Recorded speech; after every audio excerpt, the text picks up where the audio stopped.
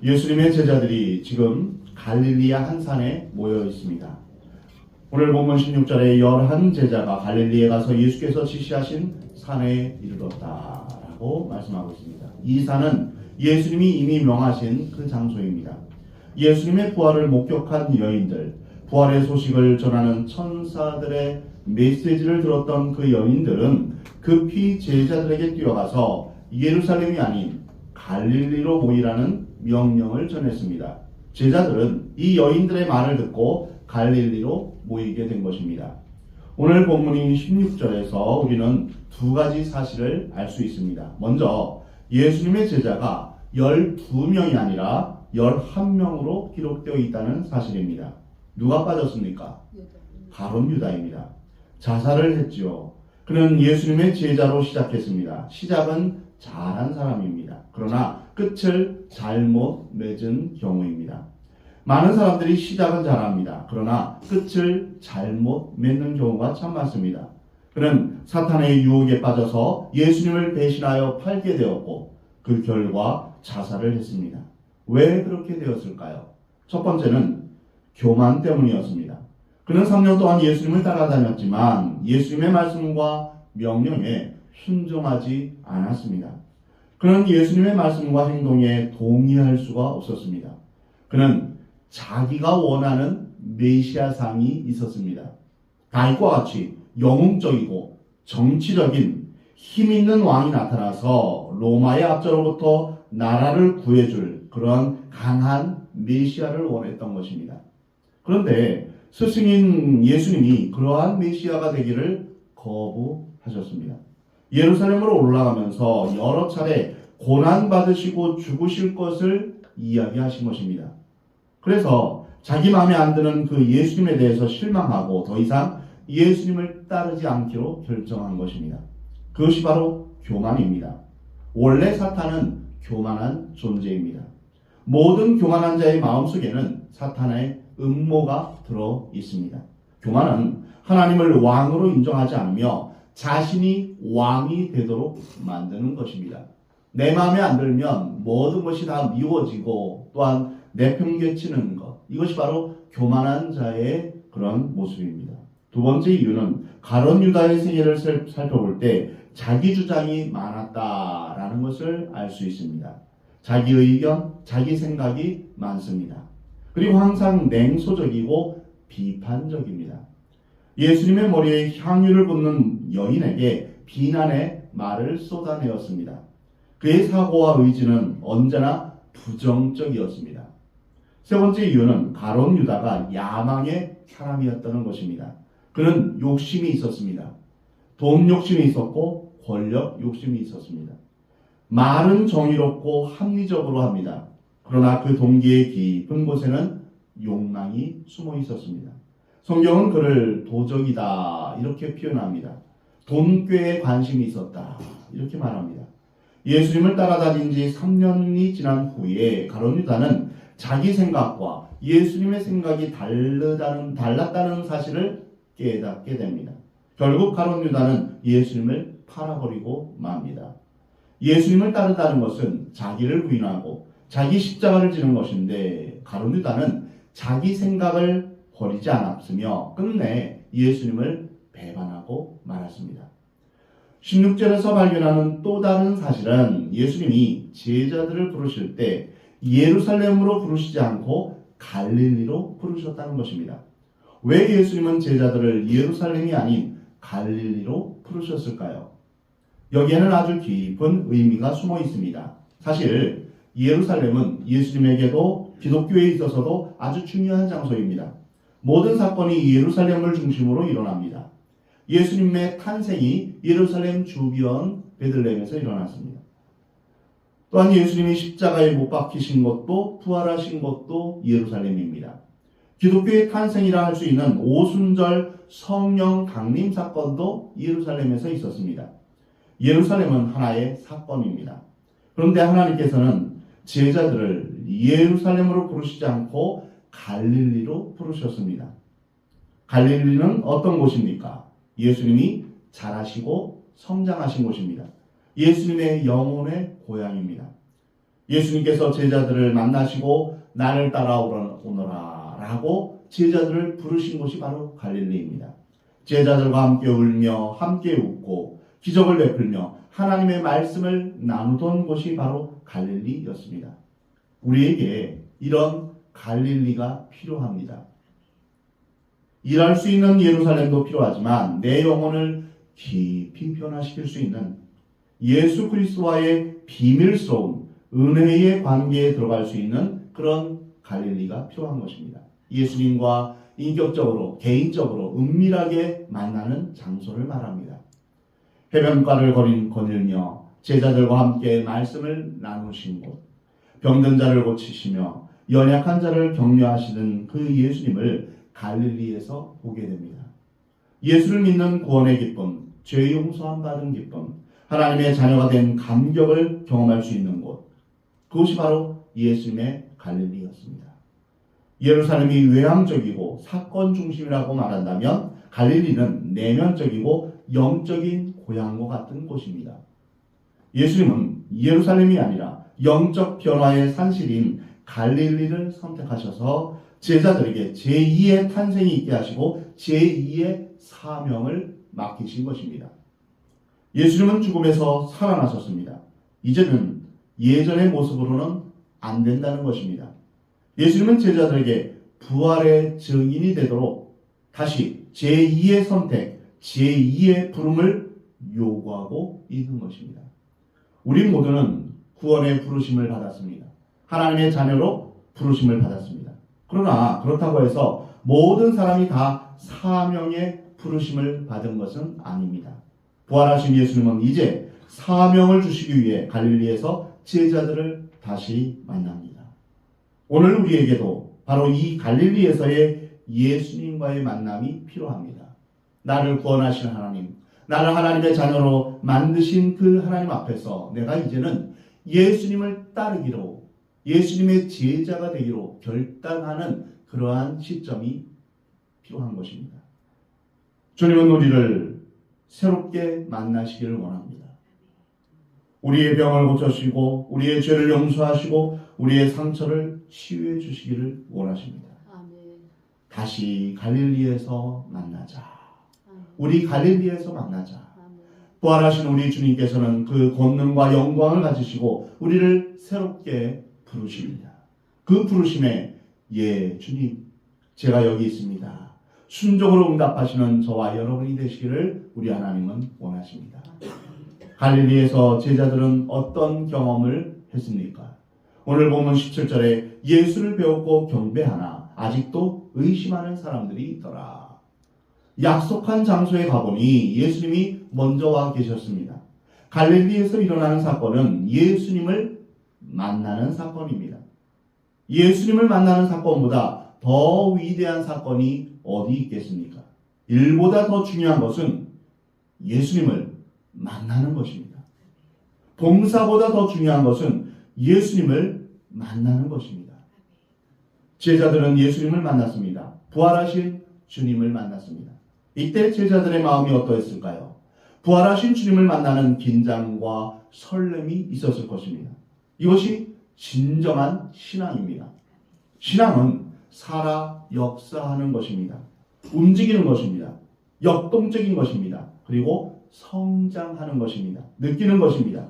하나님만이 하실 수 있는 사건입니다. 지금 제자들은 바로 이것을 경험하고 있는 것입니다.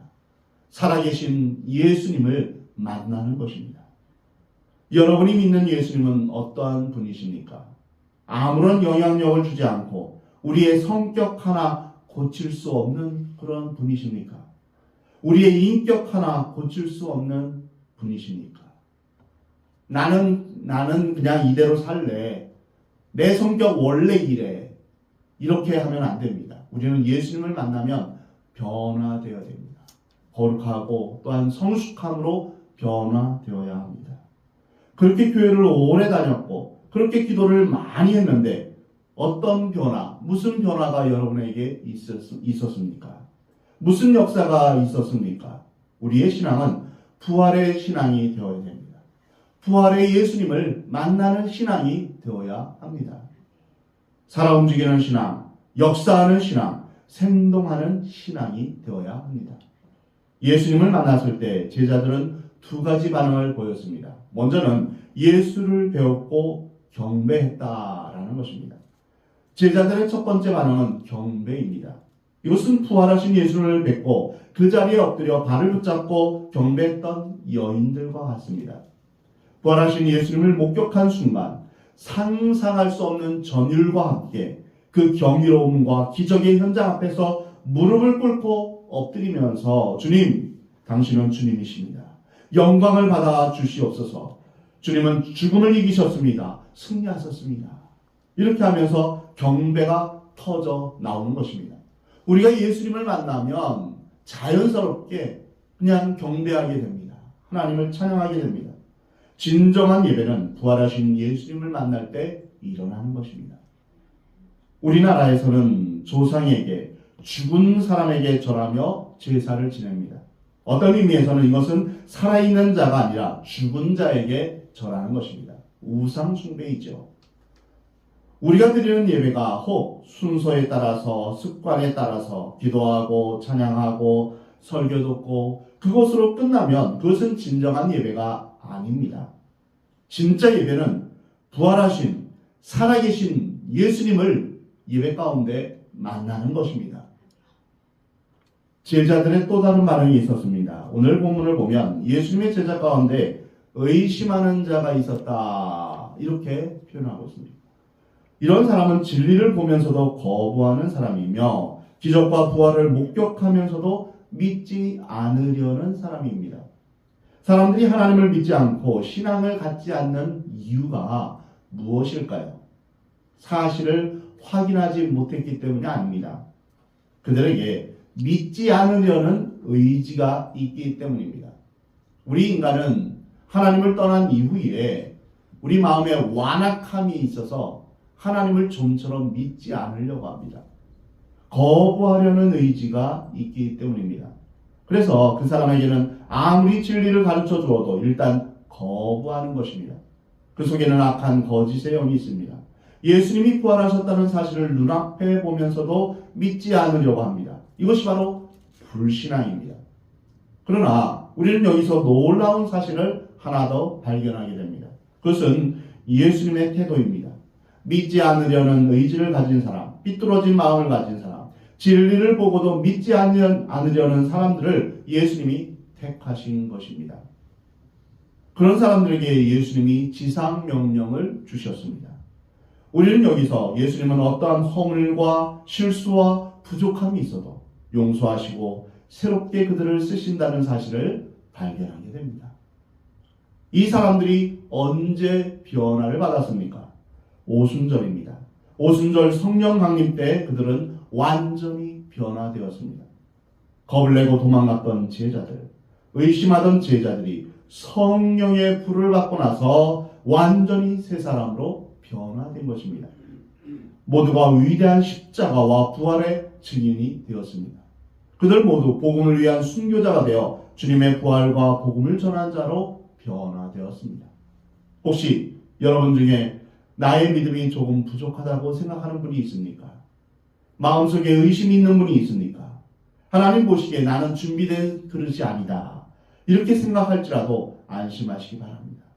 만약 우리가 쓰임받기를 원한다면, 순종하기를 원한다면 하나님은 우리를 들어 고쳐 쓰실 것입니다. 성령의 능력으로 옷 입혀 새로운 사람으로 만들어서 하나님 나라의 증인으로 삼아 주실 것입니다.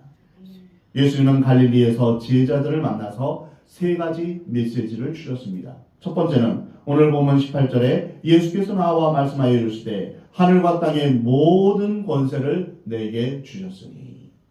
첫 번째 메시지는 예수님 자신이 하늘과 땅의 모든 권세를 가지신 분이다 라는 사실을 선포하신 것입니다. 이것은 굉장히 중요한 것입니다. 예수님은 부활하신 후에 하늘의 권세와 땅의 권세까지 모두 가지셨다고 선언하신 것입니다. 온 세상의 만왕의 왕이신 모든 이름 위에 높으신 이름입니다.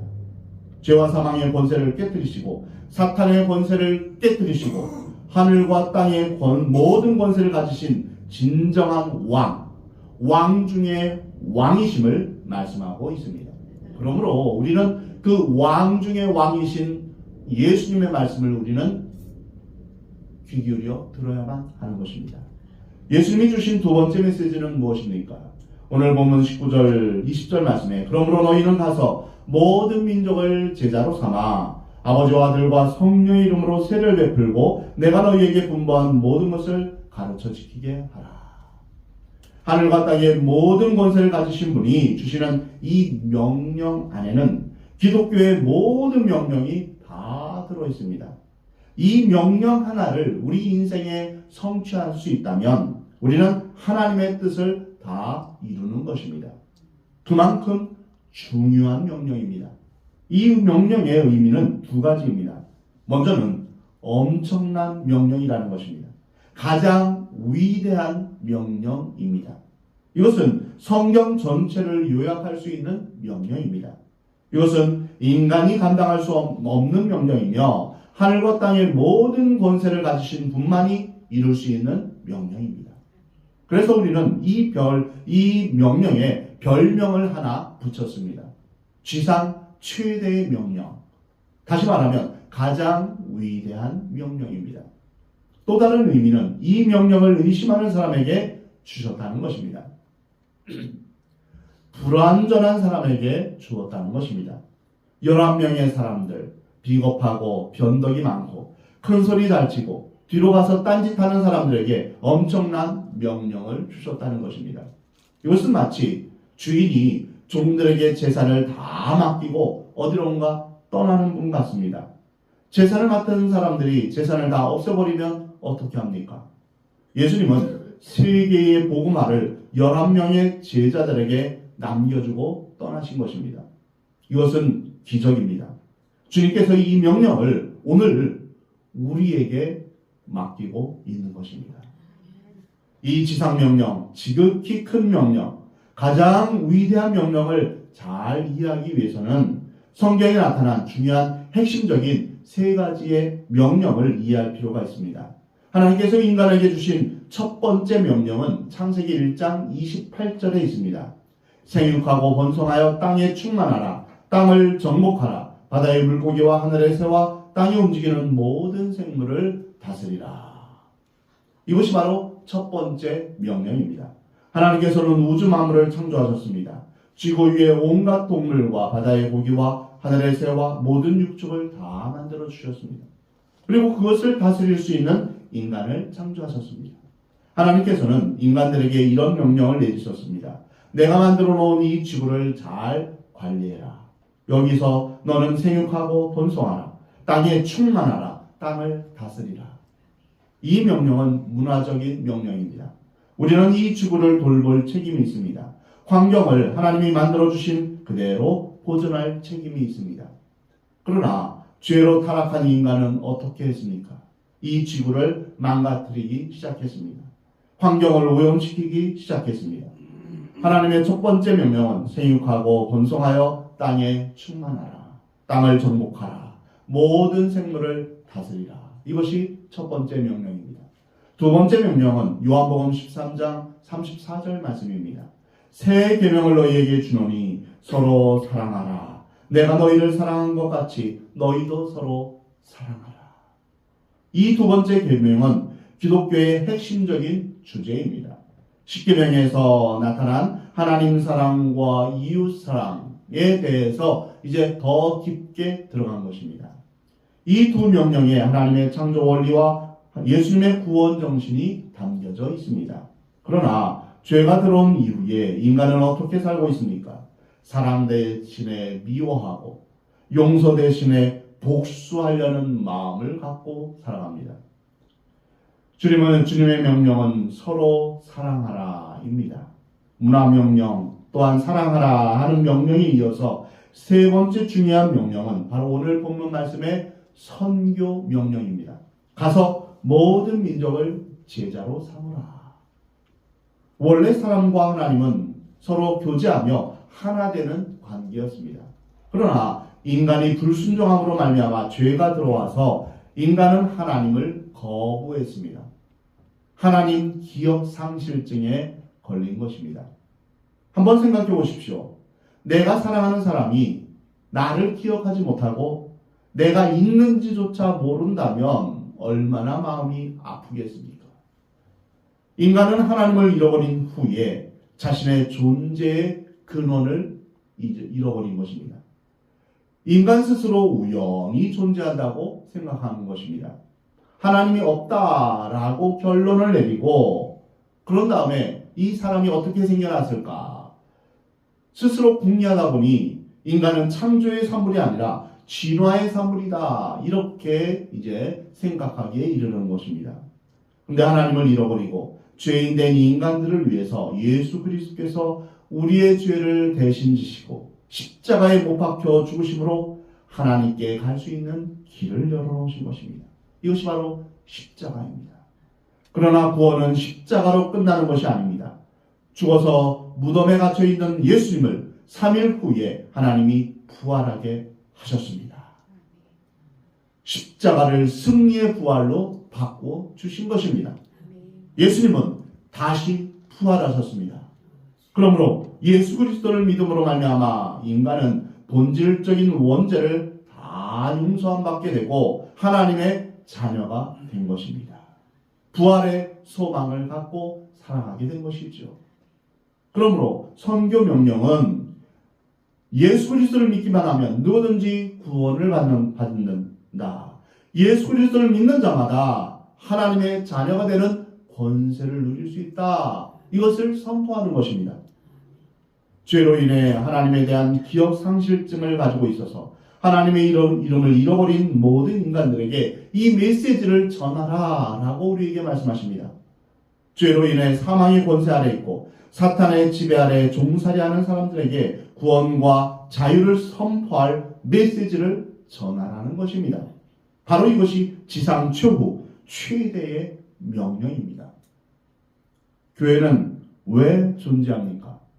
그리스도인들이 이 세상에 존재하는 이유가 무엇입니까? 에녹처럼 주님과 동행하는 사람들을 바로바로 데려가시면 믿는 사람들은 죽음을 보지 않고 죽지 않겠습니까? 사도 바울은 이런 말을 했습니다. 차라리 내가 더 빨리 죽었으면 좋겠다.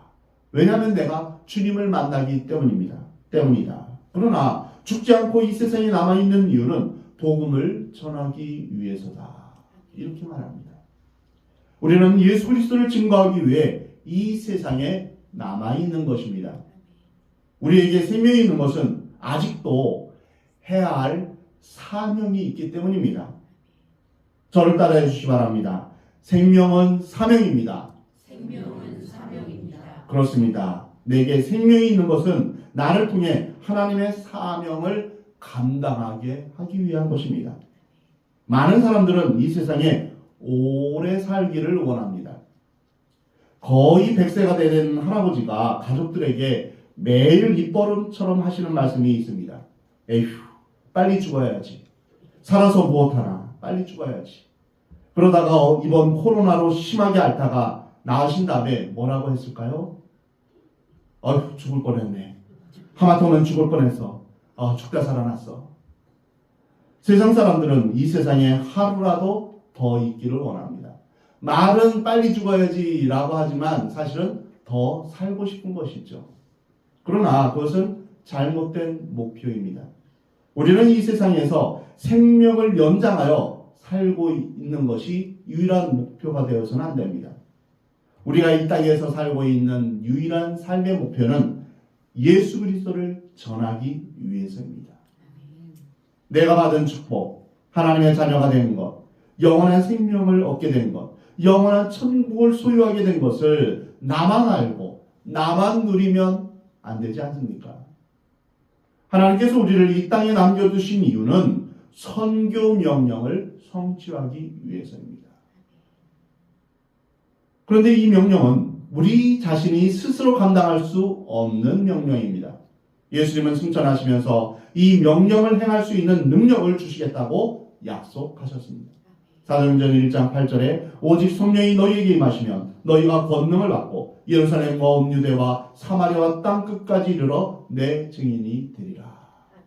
예수님은 우리에게 서로 사랑하라 말씀하셨습니다. 그러나 우리에게는 사랑할 힘이 없습니다.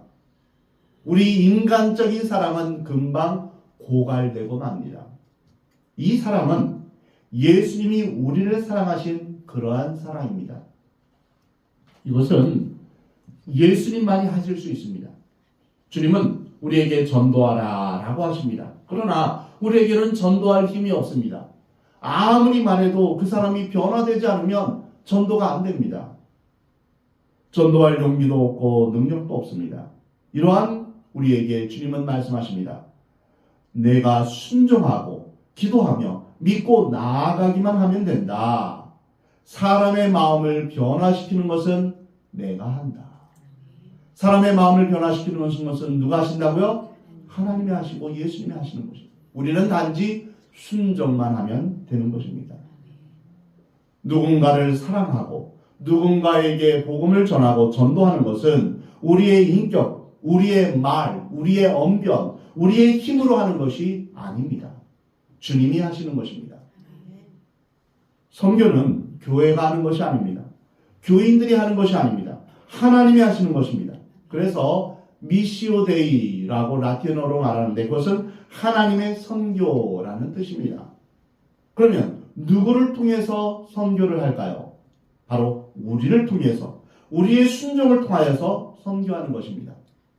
그러므로 이 선교는 하나님이 하시고자 하는 것이고 우리가 거기에 쓰임받는 것입니다. 우리가 순종하기만 하면 됩니다. 그 결과도 역시 하나님의 몫입니다. 우리가 믿음과 순종을 하나님께 내어놓기만 하면 하나님의 음성 가운데서 저 사람에게 복음을 전하라 하면 우리는 복음을 전하기만 하면 됩니다. 저 사람에게 이제 필요한 것을 나눠주어라. 우리는 필요한 것을 나눠주면 됩니다. 이런 식으로 하나님의 말씀에 순종하면서 우리는 하나님의 뜻대로 우리는 하나님 앞에 온전히 우리 자신을 내어드리는 것입니다. 우리의 삶을 주님 앞에 드리기만 하면 우리를 통해 하나님께서 전도 대상자들을 변화시키십니다. 그래서 우리는 전도 대상자를 놓고 먼저 기도 먼저 해야 됩니다. 하나님, 그를 하나님께서 받아주시옵소서. 그리고 그를 변화시켜 주옵소서. 이것이 먼저 기도하며 나아가는 것이 전도의 첫 번째입니다. 이것이 선교 명령입니다. 이것이 지상 명령입니다. 우리는 선교하기 위해 돈을 벌고 선교하기 위해 사랑하는 것입니다. 어떤 사람은 이것이 너무나 단순한 논리라고 말할지 모릅니다. 그러나 이것은 분명한 사실입니다. 사람이 죽는 것이 분명한 사실인 것처럼 남아있는 우리 생애에서 마지막으로 유일하게 감당해야 될 목적과 사명은 가서 모든 민족을 제자로 삼으라. 이 명령입니다. 또 하나는 땅을 정복하고 다스리라. 그리고 서로 사랑하라. 이렇게 3대 명령입니다. 우리가 어떤 처지에 있든지 우리 모두는 선교를 위해 존재하는 것입니다. 그런데 이렇게 명령하신 주님께서 놀라운 약속의 말씀을 덧붙여 주십니다. 그것은 내가 감당할 수 없는 명령이다. 그렇지만 걱정하지 말아라. 세상 끝날까지 내가 항상 너와 함께 있을 것이다. 이 약속의 말씀을 우리에게 주셨습니다. 이 얼마나 놀라운 메시지입니까? 여호수아 1장 5절에서 모세가 죽은 후에 하나님께서 여호수아에게 말씀하십니다.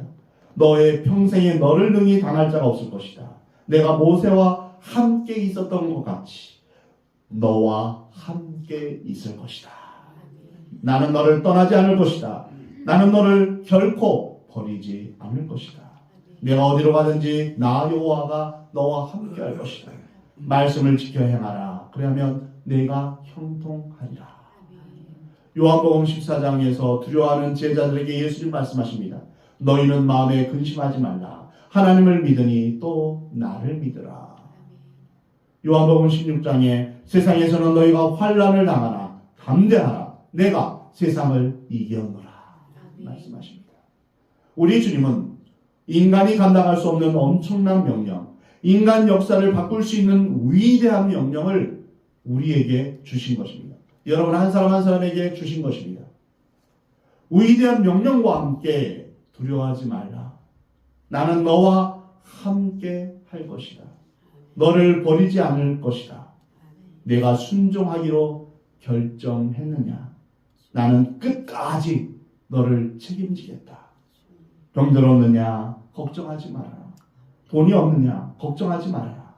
조직이 없느냐? 사람이 없느냐? 걱정하지 말아라.